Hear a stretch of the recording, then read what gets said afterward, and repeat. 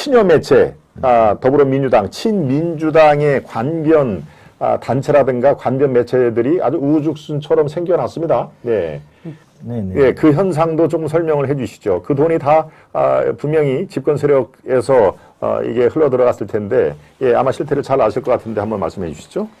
일단 우리가 이제 보면은 우리가 이제 지금 대한민국에 제일 잘 나가는 언론이 누구냐면은 김어준입니다. 그렇죠. 예. TBS 서울시가 하는 교통방송인데 거기가 사실은 시사 언론사가 돼가지고 거기서 이제 뭐 유튜브로도 하고 이제 프로그램을 하는데 거기서 뭐 한 달에 한 번 출연에 200만 원씩 뭐 해가지고 수십억을 받았다는 거예요. 맞습니다. 예. 그게 사실은 언론은 이렇습니다. 지금 우리 이제 김어준 씨가 네. 나오는데 저분이 대한민국 최고의 언론입니다. 최고의 연봉에 최고의 스타에 네. 우리는 저 사람을 언론인으로 인정하지 않습니다. 언론계에서 언론인이 되기 위해서는요. 먼저 우리가 수습 과정도 거치고 그렇죠. 네. 혼도 나고 제일 중요한 건 뭐냐면 언론인은 팩트에 천착하는 겁니다. 우리가 논평은 예를 들어서 이렇게 할 수 있어요. 사과가 지금 앞에 두 알이 있단 말이에요. 그러면은 언론인은 사과가 일단 두 알이 있다는 건 그대로 인정하는 거예요. 네. 근데 사과 두 알인데 어른이 장정이 10명 있는데 사과 두 알이 있으면 사과 작은 거 아니에요. 적단 말이에요. 먹기에 충분히. 네. 어린아이 하나가 있는데 사과가 큰 사과 두 알이 있으면 많잖아요.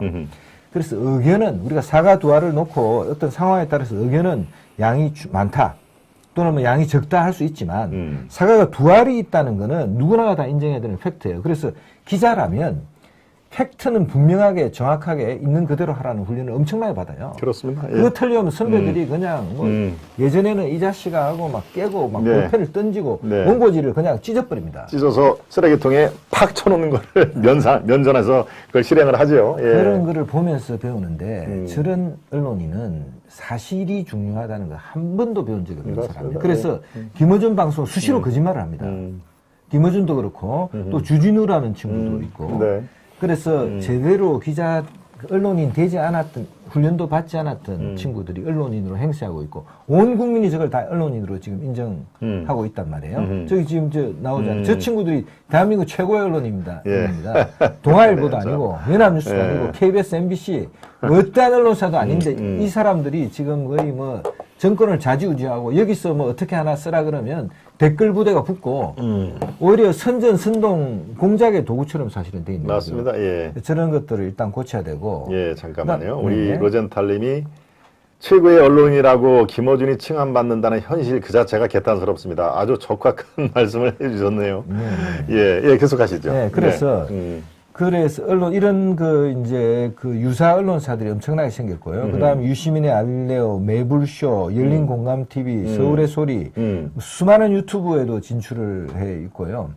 그리고 아까 그처럼 이제 공영 언론사들이 되고 더 큰 문제점은 뭐냐면요. 아까 언론인을 그렇게 나눠서 선배 언론인들, 보수적인 언론인들이 숙청을 당했잖아요. 눈앞에서 그렇죠. 선배들이 30년 제가 저 연합에서 일했습니다. 그리고 뭐 돈 한 번 받은 적이 없고 뭐 음주운전 사고 낸 적 한 번 없고 뭐 어떤 스캔들도 없이 평생을 몸 바쳐서 일했는데 네. 갑자기 잘려버리잖아요. 후배들이 볼 때 무서운 거예요. 그래서 입을 다무는 거예요. 연합뉴스에도 반 이상은 보수적입니다, 기자들이. 그렇겠죠. 네. 근데 다 입을 다무. 동아일보도 예를 들면 반 이상은 보수적이에요. 그렇습니다. 예. 그런데 웬만하면 그냥 입을 다무는 거예요. 그래서 그런 이제 공포, 그 다음에 또 두려움 속에서 침묵하는 이제 그런 이제 환경이 조성됐고요. 네. 그 다음에 KBS, MBC, 연합뉴스 같은 공영 언론사, TBS도 마찬가지예요. 정부로부터 엄청난 보조를 받는 그렇습니다. 언론사들이 네. 편파 보도, 그냥 왜곡 방송을 하는 거예요. 여러분 아까 이 부정선거 지금 말씀하시는 분이 있는데 부정선거에 대해서 메이저 언론사가 보도하는 거 봤습니까 지금? 네. 안 하잖아요. 황교안 대표가 어제도 여기 오셨다는데 그렇습니다. 그렇게 이야기해도 언론이 아무도 보도하지 않잖아요. 만약에 그 보도가 좀 틀린다 하더라도 그게 일부 주장이 있고 우리가 들여다보면은 선관위에서 그 선거 관리를 제대로 못했다는 확실히 드러나잖아요. 그렇습니다. 최소한 그 네. 증거는 차고 넘치잖아요. 그렇습니다. 네. 그거라도 언론이 사실은 제대로 보도를 해야 되는데 그것조차도 보도 안 하잖아요. 그래서 언론 전체가 엄청난 편파적인 시스템 속에 갇혀 있는 거예요. 그래서 친여 매체도 곳곳에 많이 생겼지만 제일 중요한 KBS, MBC, 연합뉴스 같은 데가 가짜 뉴스를 만들고 지금 이 문재인 정권의 가장 큰 특징은요, 청와대나 정부 그 당국이 거짓말을 하는 거예요. 예. 저는 그거 깜짝 놀랐어요. 왜냐하면은 정상적인 그 어떤 국가기관이라면 거짓말을 못 해요. 그래서 브리핑할 때 예를 들어서 모르면 모른다, 아니면 답할 수 없다. 그렇습니다. 예. 곤란한 질문이 들어오면 그게 답하지 않겠다. 제가 말하는 게 적절치 않습니다라고 식으로 피해갈 수가 있는데 태연하게 거짓말을 하는 일이 다반사로 벌어지고 있다라는 말씀입니다. 예, 계속하시죠. 네, 그래서 그 거짓말을 하고 그 거짓말을 마구 언론이 이 메이저 언론사들이 언론 아까 우리가 팩트 이야기했잖아요. 그럼 언론사가 KBS, MBC, 뭐 연합뉴스든 친정부 기자가 친정부든 반정부든 네. 가가지고 물어보고 거짓말을 하면은 그 거짓말은 보도하지 않거나 아니면은 거기에 대해서 오히려 되물어야 돼요. 이게 팩트냐. 근데 그걸 안 묻는 거죠. 그렇죠. 네. 그래서 국민의 여론이 그래서 문재인 정부의 지지율이 문재인 대통령 지지율이 지금도 40몇 % 높잖아요. 제가 볼 때는 언론이 냉정하게 있는 그대로 사실을 전한다면 또 전했다면 그 지지율 확 내려올 거라고 생각합니다. 그래서 이제 그런 상태가 돼 있어서 제 생각에는 이제 언론의 편향성 또 언론의 어떤 그 중립성 훼손이 네. 민주화 세력이라고 주장하는 문재인 정권 아래서 가장 많이 훼손됐다. 저는 그렇게 생각합니다. 그래서 네. 이게 바로 잡아야 됩니다. 이거. 네. 민주화를 아주 열망을 하고 특히 또 민주화 운동을 했다는 이른바 86 세대들이 대거 포진했던 문재인 정부 하에서 언론이 가장 많이 망가졌다라고 하는 게 참 역사의 아이러니가 될 수밖에 없습니다. 네, 지금 우리가 이런 의미에서 정권 교체를 불과 24만 표라는 근소한 차이로 이겼습니다만은 네, 정권 교체라는 아주 소중한 열매가 그래서 더욱더 가치가 있지 않나 싶은 생각이 듭니다. 네, 쭉 말씀 도중에 조금 전에 어떻습니까? 예, 밝은 미래님이 오늘 구독했습니다라고 지금 들어오셨는데요. 예, 저로서는 아주 반가운 구독자분이 또 예, 앞으로 첫 번이 중요하지 앞으로 계속 꾸준하게 아마 저희 방송을 시청을 하실 걸로 제가 믿어 의심치 않습니다. 밝은 미래님을 비롯해서 네, 오늘 처음으로 방문하신 분들도 적지 않으실 텐데 앞으로 자주 뵙기를 바랍니다. 네, 슈퍼맨님, 밝은 미래님, 해가님, 이경숙님, 적토마님 예, 다들 소중한 이 시청자시고요. 네, 저희가 볼 수 있는 댓글 창은 이 한계가 있기 때문에 5개, 6개 정도밖에 안 보입니다. 그러니까 내가 댓글은 바로 위에 있는데 왜 내 댓글은 안 읽어집니까? 라고 불만이 있을 수가 있는데 제가 보는 그 댓글 창은 한계가 있다라는 걸 다시 한번 말씀을 드리고요. 지난번에 어떤 분이 바로 위에 있는데 왜 제 거는 안 읽어집니까? 라는 말씀이 제가 생각이 나서 네. 이창석 국장께 90도 인사를 드립니다. 네, 해관님, 황경장님, 예, 대단히 감사를 드리고요. 네, 지금 제가 쭉 질문을 하고 말씀을 해 주셨습니다만은, 언론계 적폐가 여러 가지 있을 수가 있습니다. 지금 문정부에서 자행하고 있는 언론계 적폐 중에서 대표적인 거 한두 가지를 꼽는다면 어떤 게 꼽힐 수 있을까요? 1번 적폐는 김어준이가 최고의 언론인이 돼가지고 수십억을 받아가는 거. 네. 그것도 서울시민이 낸 세금으로 다루고 그렇습니다. 네, 예. 서울시민이 낸 세금은 보수시민도 내고 뭐 진보시민도 내는데 그 돈은 진보방송만 하는 이제 중립성을 안 지키는 게 이제 제일 문제가 되고요. 네. 그다음 두 번째는 이제 KBS하고 연합뉴스 사례를 제가 하나 들 텐데요. 예. KBS는 이제 진실과 미래위원회라는 게 이제 만들어져 가지고 네. 정필모 씨라고 이제 지금 KBS 부사장을 했습니다. 의원 배지도 다뤘죠 아마? 네, 그래서 네. 이제 비례대표 국회의원이 됐는데 예. 이 정필모 씨는 이제 제가 연합뉴스에 있으면서 우리가 YTN을 창립했습니다. 그때 제가 창립팀으로 이제 가서 YTN을 만드는데 네. KBS 사람들을 왕창 스카우트했어요. 방송을 만들어야 되니까. 근데 정필모 씨가 KBS가 마음에 안 든다 그만두고 온 거예요. 아하. 그만두고 우리한테 왔다가 KBS 사장이 이제 워낙 KBS 출신이 이제 YTN으로 많이 가니까 다시 거꾸로 스카웃을 해오라고 그래가지고. 그렇군요. 네. 정필모 씨가 다시 돌아갔어요. 그래서 저는 이제 정필모 씨하고 정필모 씨인데 잘 뭐 아는 사이이기도 하고 외대 선배입니다. 제가 외대 영어과 나왔는데 여기 이제 외대 아랍어과 나왔는데 근데 제가 잘 아는 선배인데 이분이 어느 날 갑자기 이제 그 진실과 미래위원회 위원장이 돼가지고 네. 자기 동료와 자기 후배와 자기의 선배를 숙청하는 거예요.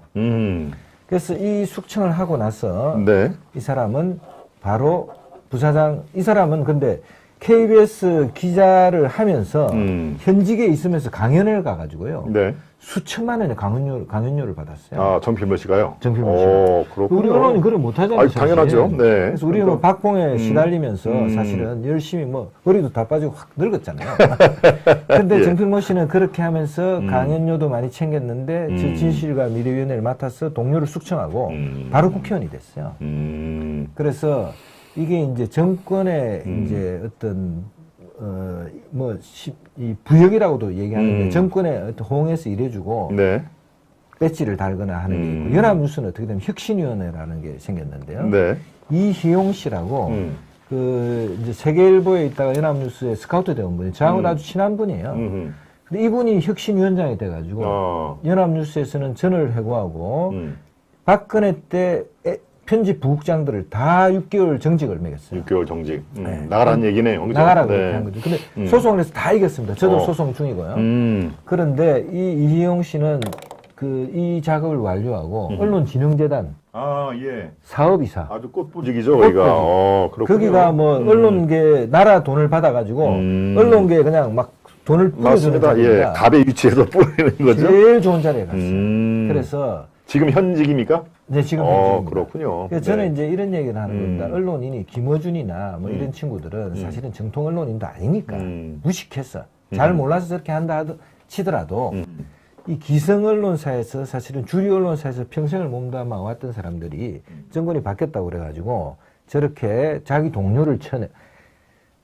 어떤 정권에서도 사실은 민주화된 이후에 그러니까 네. 우리가 유신 이후에 민주화된 이후에 정권이 바뀐다고 해가지고 막 조사를 해서 언론인들 내고 이런 일이 거의 없었어요. 없었는데 그렇죠. 네.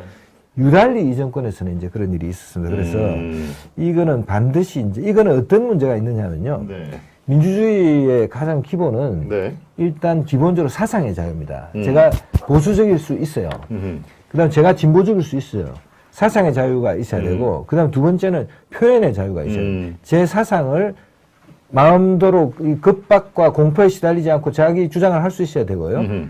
그다음 이걸 뒷받침하기 위해서 언론의 자유가 있는 겁니다. 그래서 사상의 자유, 표현의 자유, 언론의 자유 이게 이제 보장이 돼야 되고 제가 경험해 보니까 언론의 자유는 언론인의 자유예요. 그렇죠. 네. 언론인이 해고된다거나 징계받는다거나 언론인이라는 게 뭐 글 쓰고 뭐 아니면 방송하는 것밖에 할 줄 모르잖아요. 무슨 기술이 있는 것도 아니고 뭐 세공 기술이 있는 그렇습니다. 것도 아니고 네. 나가면은 굉장히 외로운 사람들이거든요. 네 언론인이 만약에 당신이 만약에 문재인 정부를 비판했다고 해가지고 해고된다. 만일에 당신이 뭐 문재인 정부를 비판했다고 정직이 된다. 한직으로 간다. 그러면 언론이 자유롭고 마음대로 비판을 못하는 거 아니에요. 그렇습니다. 예.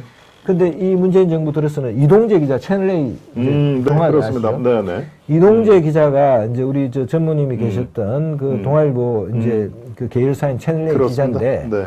유시민의 비리를 캐보려고 감옥에 있는 사람한테 좀 약간 억압적인 취재를 했어요. 근데 이 억압적인 취재를 한 것이 검찰과 언론의 유착이다 그래가 한동훈 씨를 잡아 넣으려고. 그렇죠. 검언. 검언 유착 이 친구를 그냥 예. 구속 기소했습니다. 근데 무죄가 났어요. 그다음 한동훈은 무혐의 아니에요. 그런 그렇죠. 어떤 강요를 한 게 맞습니다. 혐의 없음으로 혐의 돼 없음을 있죠. 거는 네. 거예요. 네.